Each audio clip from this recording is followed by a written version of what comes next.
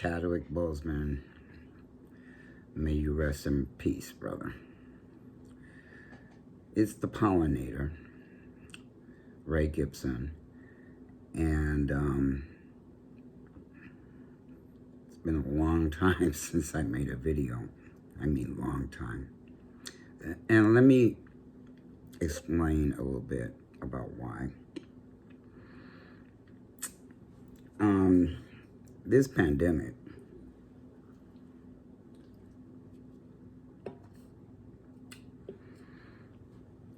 you know, a lot of people talk about the effects of it.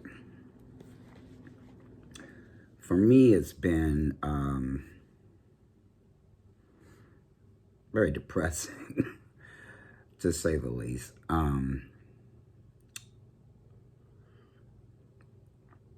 The isolation is suffocating, and I'm more of an extrovert than I am an introvert. I mean, I'm kind of a cross between them. You know, I enjoy my own company. I like alone time. I get a lot of it, but I also like to be out in the public. And you'll have to excuse my voice. It's starting to crack again because the VA shut down in March, and I got put on T-gel because I'm afraid of needles, and I do not give myself a shot every week. So I've been on T-gel, and my T count went from, I don't know, in the 600s down to 300. So probably a month and a half ago, maybe 2 months, one of the clinics opened up, and my clinic opened up, and I was put back on testosterone. So some of the changes to my voice started undoing themselves, and now they're back. It's back to year one, when my voice was foggy as hell. So you'll have to excuse the way it sounds. I also decided, see, I'm touching that thing. I hope that didn't make any noise. I decided that the mic on the on this stand that's holding my phone is less effective than this actual mic that I don't like wearing, because I have to put it through my clothes, and it's got this little, you know, little wire hanging out the bottom of my shirt. So I have to be careful not to hit that thing while I'm speaking. Where was I? The pandemic and my voice, because my voice is foggy. It's starting to hit another level, and I'm in between. It's just annoying. But the pandemic has put me into a different kind of tailspin that I couldn't have predicted. I really didn't know that was going to happen. And I didn't want to get online and talk about it. It's no fun talking about stuff like that. You know, it opens you up for, it just opens you up in a way that a lot of times men don't want to talk about those things. But I've been suffering from battling depression since about the year 2001.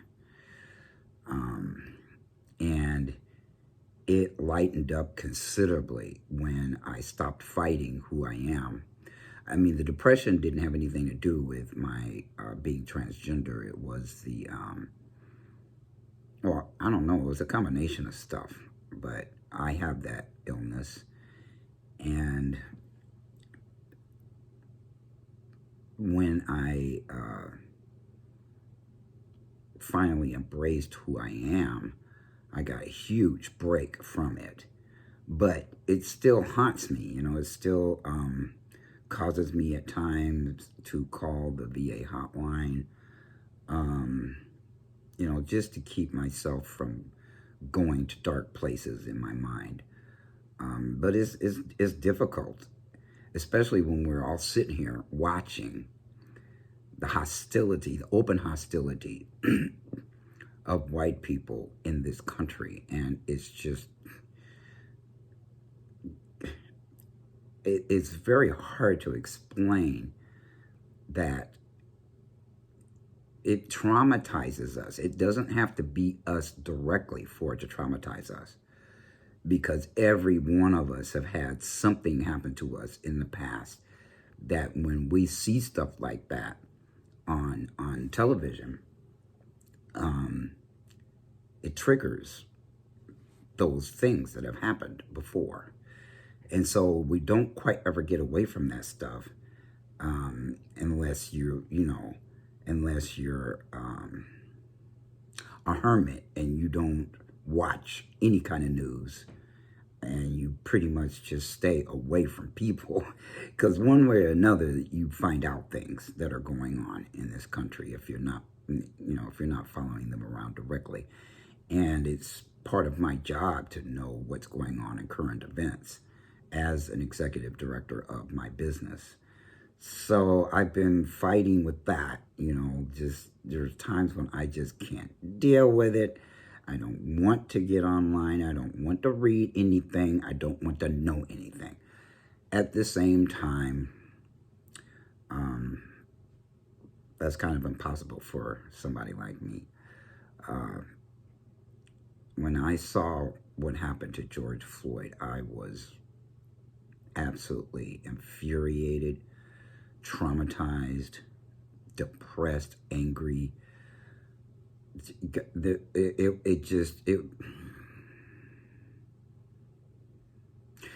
I'm following a lady on Medium who is talking about racism in terms of, this ain't our problem to fix. We didn't create it, and we can't get rid of it. It doesn't matter how much we scream, how much we write, how nice we are, how much we forgive, how much black people do. It's white people's problem to solve. And they're not even looking in that direction. They think they need to help us deal with something that they created. They want to be helpers. They want to be allies. They want to be things that just completely detract from the fact they created this. They maintain it. Their silence just makes it sit there longer. And and now that people are starting to get upset and wanting to get involved, look what happens. Our racist in chief starts sending the National Guard and whoever the hell else he can find and deputize into the mix to discourage people from protesting about it. So they're trying to take that away, and that, guess what? The right to protest is part of our Constitution. We don't get rid of this asshole, he's going to completely dismantle the idea of a Constitution in the United States. He's a wannabe dictator. He wants everybody in this country to kiss his ass. I, for one, I'm not going to be one of them people. I don't care what. I told somebody, probably the Root or something, Medium, that I'd vote for a shoe than to vote for that asshole again. And there's a lot of people that think, they can hold their vote hostage, get reparations, get them to deal with this thing called racism by not voting at all. These people are young. Not being involved at all means you're giving other people the power to run your life, to dictate the terms, to create the laws against you. Because this election isn't just about the freaking president of the United States. It's about your state senators too. It's about things that are going on locally in your community. And people, they poke their head up every 4 years and yin, yin, yin, yin, meh, blah, blah, blah, blah. But they're not involved in their local politics that is going on all the time, at least every 2 years. Local legislation is where everything's happening, see. And then every 4 years, you get to vote for the senators and the House of Representatives in your state. But in the meantime, in between time, all the shit that's going on in your particular community, your city, your state, is being dictated by local legislation and your mayors and your police chief and all the things that go on. You know, people saying don't vote. They're also saying don't vote for that neither. So they're sitting there trying to create this undercurrent, this wave of rebellion without dealing with the laws that have created the situation of wanting to rebel in the first place. It's not going to work. So I've got my rock here, holding on to it and rubbing it because I'm so pissed off about a lot of things. It's hard for me to keep my head, but I do, I'm still in therapy. I've got a new therapist. I think I talked about him a little bit. He's a cisgender black man, and I asked for that specifically.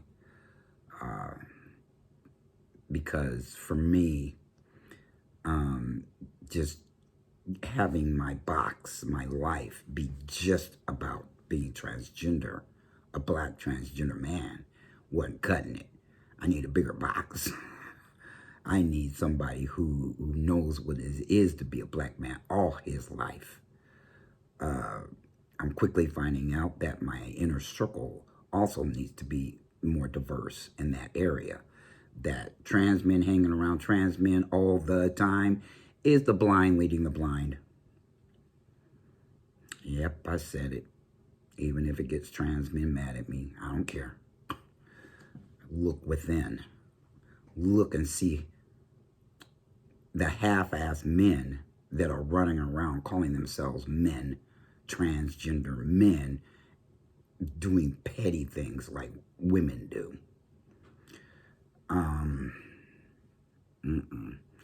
I see it everywhere. I'm glad me and, my homie and a few other people that I know are taking manhood seriously and trying to figure that out about ourselves.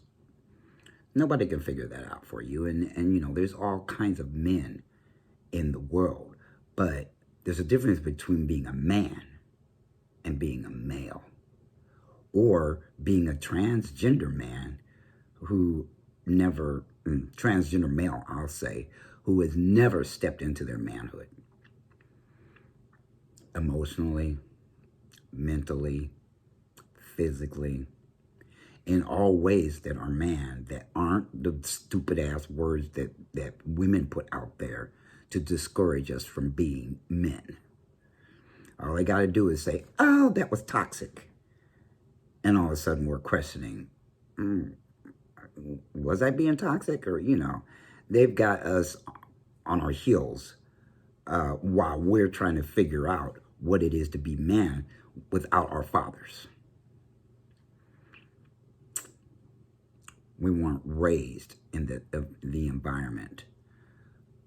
Most of us, anyway. There's a lot of young people whose parents are embracing that in them, but as far as the numbers are concerned, there's more of us who weren't raised that way, that were raised as girls, than ones that were raised as boys. There is a big ass difference. And then you got this whole non-binary scene that just, I don't know about them. I mean, they have a right to call themselves whatever they want to, but it's causing cisgender people to wonder what the hell is going on.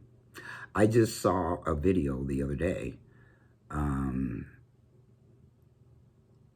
Some of the guys on the panel were gay men, and I think one of them was a straight black male, and they were talking about this and saying, you know, well, they can understand the binary part, but they don't understand the non-binary part. It was totally confusing them and making them think this is one big crazy pie. Too much for them to figure out. Too much for them to embrace. And it's all our fault. They also wanted this, you know, wondering where we were in the media and this and that. And see, they don't understand how transphobia works. They don't understand. And you'd think that they would, understanding where racism is. But see, there's more black people, more cisgender, straight, heterosexual black people in the media, in Hollywood, all over the place, and have visibility than we do. The media doesn't want to hear from black transgender males' narratives, or they'd be looking for us, but they're not.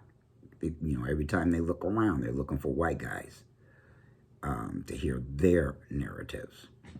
So, you know, so no wonder they're confused, and they don't have a roadmap to all these different variances and fluidity.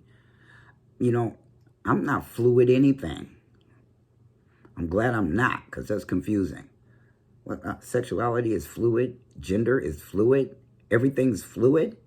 Everything's one great big piece of mashed potatoes. I don't get it, folks.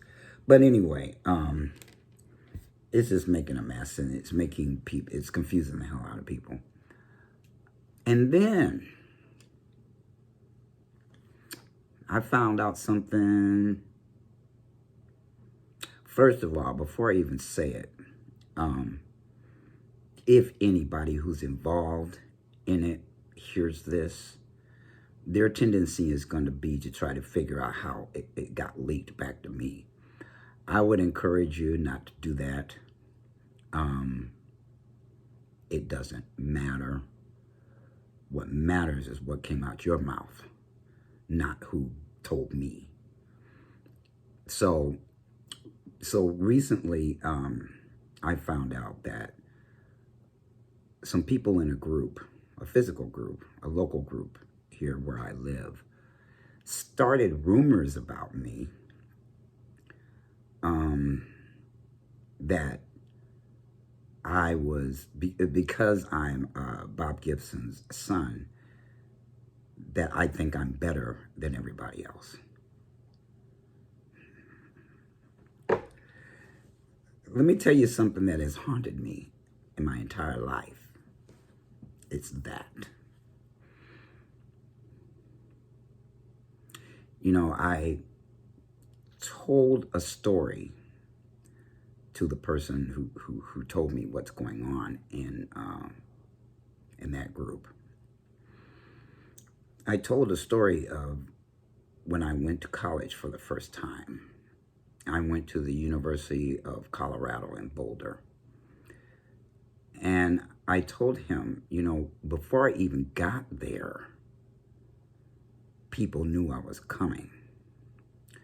I had no idea this was going on in the background of my life, because I never, ever, not even with my family, not even with my friends, not with anybody, did I ever move around like, because of who I was better than anybody else.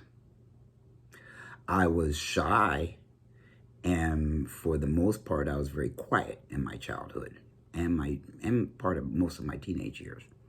Well, no, maybe half of them. And I got involved in drugs and shit, and I started opening my mouth, but it wasn't in that way, because that's not in me, okay? So anyway, this rumor, shame on the people that are talking about me in this way. They don't okay, I forgot. I almost jumped all the way past it. So before I even got to college, people knew I was coming. And when I got there, at first I had a roommate. And after about a week of being there, maybe not even that long, my roommate said, "Wow, you're not anything like what they said." And I was like, "Who? Who said? Who said what? Or what are you talking about?" And she told me, "Oh, hell, the whole black community in this college knew you was coming." And I was shocked. Okay, I didn't know. It was just shocking because I didn't know people gossip like that. And they said, "Oh, this person, Bob Gibson's at the time daughter is coming, and she's going to be stuck up." They had a whole narrative of my personality before I even fucking got there. And I shocked the shit out my roommate that I wasn't anything like what they said. And I was just quiet. I was shy, and I was quiet. And it used to take me a while to warm up to people. That's all. It had nothing to do with my father. It had nothing to do with me feeling better than. But see, this comes from people who feel less than. That's where it comes from. This is how rumors start. This is how bullshit starts in the community. Some less than motherfuckers are running around saying things about me that aren't even close to reality. It's like, oh, reality check. And I've never talked about it around these group of men, trans men, petty bitches, trans men. I've never even talked about my father around these people, except for one of them. And then even with that one, it was just a matter of who he was, who my dad is, and nothing else. I carried on. But the fact that this is even going on is like, you know what? Fuck you guys. I don't need to be around people who don't have anything better to do than to tear somebody down for no reason. And there's probably a reason behind it. There's probably some stuff. Because, I got some haters. I got some guys in the community that probably don't like me because I don't put up with their bullshit and they're too young for me to hang out with. They're in their fucking 30s. They're half my age. That would be the only reason why I don't reach out in a friendly way with these guys. What do we have in common? We don't hardly have anything in common. Okay, so I don't hang out with them, but I was around them. That was one of my support groups. It was my only support group left. I eliminated all the rest of them for one reason or another because of the nonsense, the drama, the bullshit. One of them because it completely changed the format, and it was like, ew, I didn't like how they changed it. I didn't want anything to do with that shit. I wasn't going to become a volunteer in this area because I can't get around physically. I am disabled in my feet. So I can't run around this area in a very limited fashion I can, and I walk with a cane.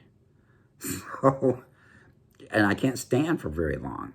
But all of these things are going on in my life. And meanwhile, these people are making up shit that has nothing to do with my personality. It's more or less than, they know nothing about my life. Nothing. They've never asked me anything. They don't know anything. And even the person that I was talking to doesn't know much about my life because he's so goddamn self-centered about his. And he's in their age bracket too. So, you know, I'm one of his uncles and in the community, and it broke my fucking heart. And I wasn't even going to talk about that in this video, but this is just a free-for-all. Don't know what I'm going to call this thing. All I know is in the middle of a pandemic, I find out that this bullshit is going on behind my back.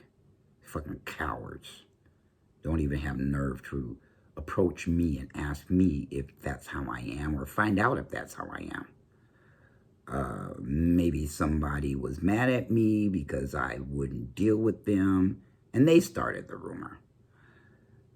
And they don't know anything about me either. So, either way, I have dealt with that all of my life. And it's just really damaging to me. It's like, whew. Add that on top of everything that I've been personally going through, and you have a mess. I'm still dealing with VA bullshit. You know, I got disqualified from the podiatry department when I'm 40% service-connected disabled because of my fate. It makes no sense. But one of the problems with the VA is the lack of attorneys that will take on their mistreatment of veterans.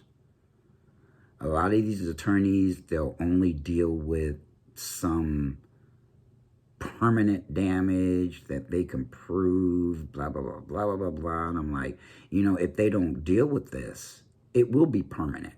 And you're going to wait for that to go after them? Really? Or they only want to deal with claims, you know, filing claims to get disability or to get more disability. These attorneys these days ain't shit, in my opinion. They're kind of going in the direction of journalism. A lot of journalism is just not what it used to be. It's not. It's more on a rumor mill thing than it is real good journalism. And I, you know, I remember during Vietnam, damn, them journalists, they get in the middle of all that stuff and report about it. You know, they wasn't trying to shoot from the hip. They weren't. They researched things. They didn't just stir the pot, you know, like journalists do today. And they're either writing books or they're stirring the pot. One of those two things. But, you know, to that group of men, y'all need to man up. Y'all need to get real. And one of them in particular is running all kinds of people away so that they can have their spot in the light, trying to be Mr. Popular, trying to get on in documentaries, this one is trying to be trans famous, I'll say, and is pushing a lot of guys that could, you know, help that group and help people in that group away from it. You know, every time anybody came through Atlanta and sought me out, or I saw them talking about being here, I would direct them to that group. I have directed more guys to that resource than anybody I know around there. I've been around longer without running away than a lot of other guys of that group. And so they just lost a gem, another gem, due to bullshit, drama, petty crap. And unfortunately, the owner, the executive director of that group, is not listening to people when they're telling them there's some bad juju going on around here and it's coming basically from one person. Deal with that person. He's not believing them. So, you know, he can do whatever he wants. Those are his employees, but not noticing that the people that have been around longer aren't coming should be a red flag or a wake-up call to him. Maybe he'll see this video. Maybe he won't. I don't know. He'll probably, well, he'll know who he is by what I'm saying. So, and so will the person who's running people away with lies and mistreatment and disrespect of other trans men. So,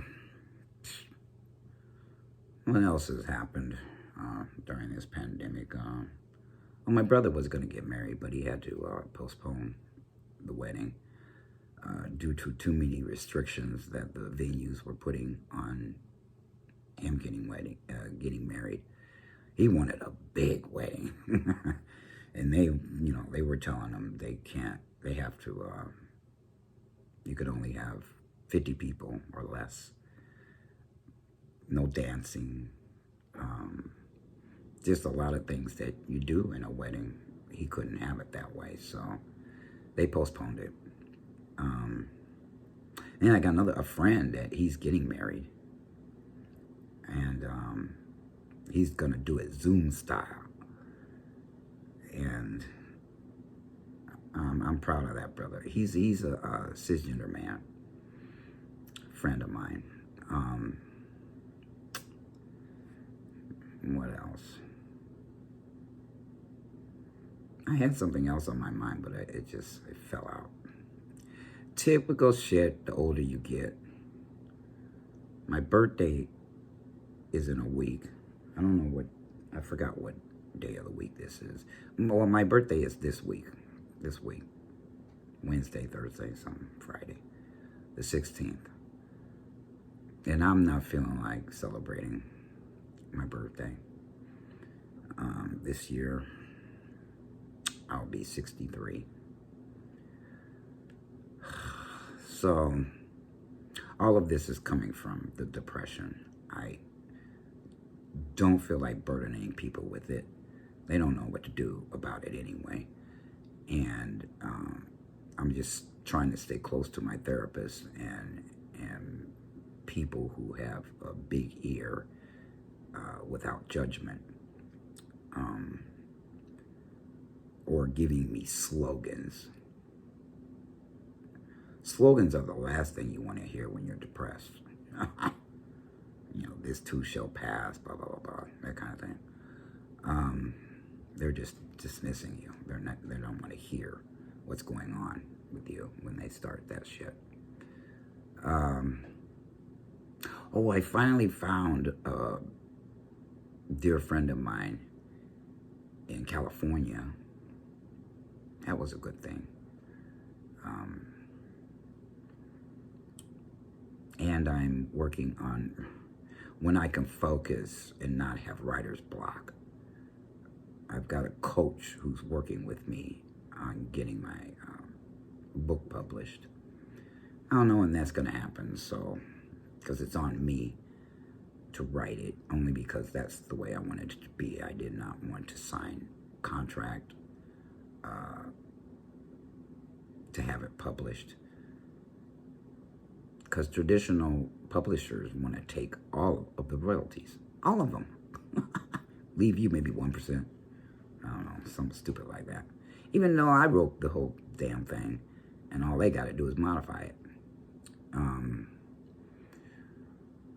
But I'm amazed at the greed of these people out there. Good grief. Literary world is cutthroat. Really is, unless you're just writing it to be writing it and don't need the money. I need it. I do, for various things, including surgery. Yeah, if I don't get top surgery next year, I'm just really anxious and upset about that. Dysphoric of the yin yang. And I never thought I would say that about myself, but I am. Let's see, at the time. Yeah, feeling really uncomfortable with my body. And that's part of dysphoria. I didn't feel that way the first year, maybe two, because I was just happy to be living authentically. I wasn't thinking about my body. In fact, I wasn't thinking about it. The other people brought it up before I was even thinking about it. My fiance at the time said, "Oh, are you going to get top surgery?" I said, I don't know. I haven't thought about it. And then the subject of bottom surgery came up about a year later. And I hadn't thought about that either. I mean, these things come about as a process. And some people think about that before they transition medically or on testosterone. Some aren't even on testosterone and they get top surgery. So it all comes in your time when you begin thinking about this. And it's usually triggered by some event, or some people have been uncomfortable with their bodies all their lives. I ignored the crap. I buried everything when I went through puberty number 1. Yeah, I didn't have a word for what was going on in my head, so I just buried it and didn't come to terms with it until I was a couple of years into my transition. So, yeah, somebody brought that up to me in my first year, and I laughed at him because I wasn't anywhere near as uncomfortable with my body as I am now. and he actually did say, give it time, it's going to happen. And I said, yeah. He was right. I didn't know how or why. It was actually triggered by an event at the airport. That's when it dawned on me, oh shit, these things gotta come off. And what else? I'm just, you know what, this is a video of rambling.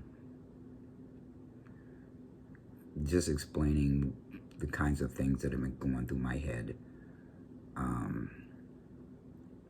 Absolutely disgusted by seeing George Floyd get murdered. That's the first time I'd seen that. As many of you know, I did not grow up in the hood. I did not grow up around the, the kinds of things that go on there. And so I'd never seen anybody get murdered before. That was my first time. And I was disgusted that the guy that did it, the popo that did it, was just casually sitting there with his hands in his pockets, telling him to get up when he had his knee on his neck. The fuck? Now they're all trying to throw each other under the bus because they're going to trial or pre-trial crap. And so, the rookies are pointing fingers at the veterans are pointing fingers at whoever trying to get out of it. So all 4 people that were involved, that were charged with that crime, are being idiots. And, well, no, they're doing what their attorneys are telling them to do. And everybody knows the laws are here to protect white people, not the victims, if they're black. Whole different ball of wax if they're white. So,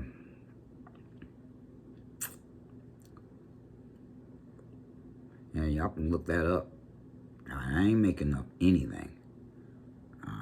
These things are written. There's too much evidence. And if you don't believe it, you suffer from cognitive dissonance. I can't help you until you get your head out of your ass and realize there's data and facts to back all of this stuff up.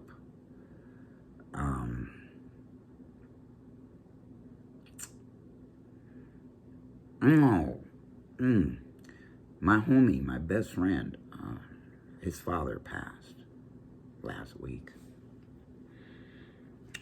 Or it could have been a week before last. I don't know. I get all my time days are run together here, but that was messed up because, I mean, I didn't know his father well, but he had my kind of energy, and when I did see him, it was fun to be around him because he was a very lively guy, very animated, loud. He's a lot like me, like the way that I am, and I'm going to miss him, and I've been grieving. I'm sure not as bad as my buddy is, but I actually ran down there to be with him and his mom before they went back to their home state to bury him. Saturday was the funeral. It just back to back stuff happening. Never stops. We never get a breath. I think all of Black America is waiting to exhale. You ever seen that movie by the 4 black women, including there's Angela Bassett, Whitney Houston, and 2 other women that I can't remember their name. Anyway, we are tired of the bullshit going on in the United States. And it isn't fair to tell us to leave, because after the Emancipation Proclamation, we were supposed to get our freedom, and we didn't. And so many of us, and all that happened before I was born. I was born and raised here. This is my country as much as it is anybody else's. And, to push us into feeling like we want to leave our home is just so anti-something, I can't even tell you. It's unfair. If anybody's in a position to leave, economically, it's the people causing all the problems. Yeah, they're causing it. Even if they're doing nothing, they're causing it.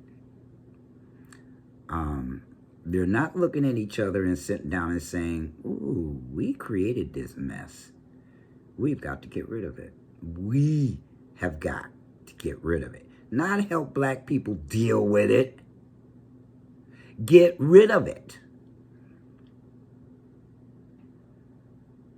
We can't. If we could, we would have by now, don't you think? Sorry if my voice, this mic is pretty close to my mouth, so pieces of this may come out really loud.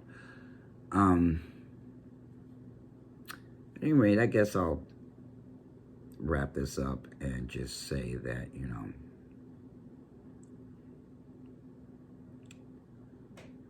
I'd say Black Power is very much in effect, but it's not.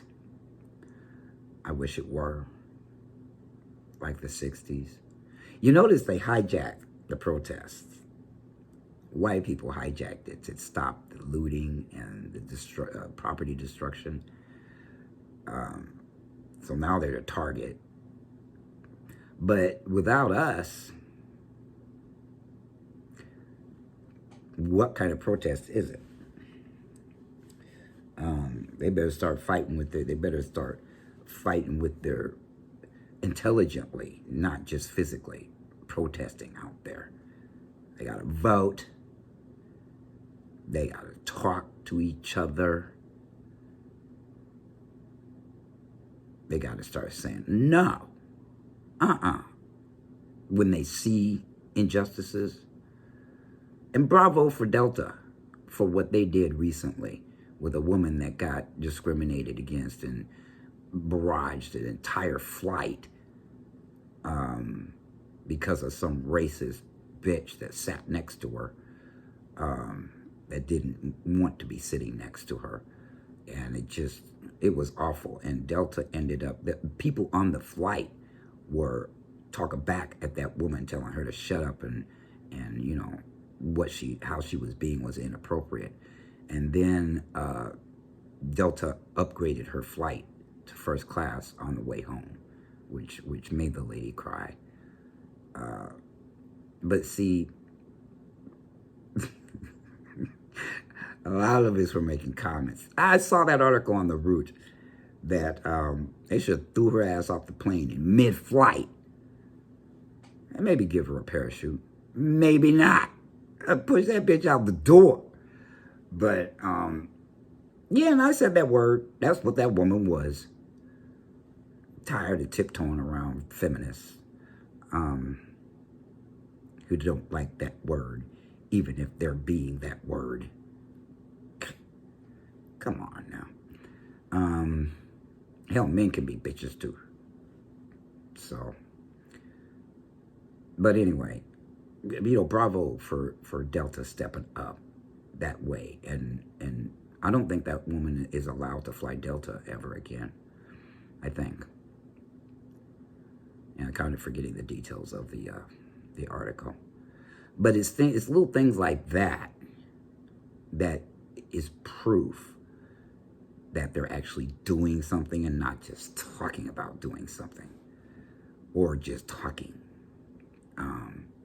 It's going to take a whole lot of actions like that to undo this mess y'all made. You have to pull those actions. You own those companies. We do not. You're in the executive branches of those companies. We are not. So, yep, they got to do it. At any rate, with that, I will bid you adieu. What day is it? Okay, have a great week. It's Monday. I'm telling you, I'm losing track of all kinds of things right now because my brain is just racing. I have to slow it down to even do these videos. That's why right now I'm not talking about anything in particular, I'm all over the place. But that's what my brain is doing. It's all over the place. So here I am in the raw, hanging with y'all all over the place. And if I could figure out how to do a live, I'm not even sure I can, but if I could figure out how to do that, maybe I will. Maybe I will one day. It could be interactive. But the thing is I won't be able to read unless I put my glasses on. I won't be able to read what people are saying. And it's something that you do. If you do lives, you got to do them on a regular basis. And I still haven't gotten to the point where I want to do these videos on a regular basis. I just do them when I'm inspired to do them. And when I had to talk myself into this one. I really did not want to come online, make this video, make a vlog. Oh, they're calling them blogs now, I think. Yeah, they are calling these video blogs. Verbal vlogs, I suppose. Video blogs. Something like that. Didn't want to do it.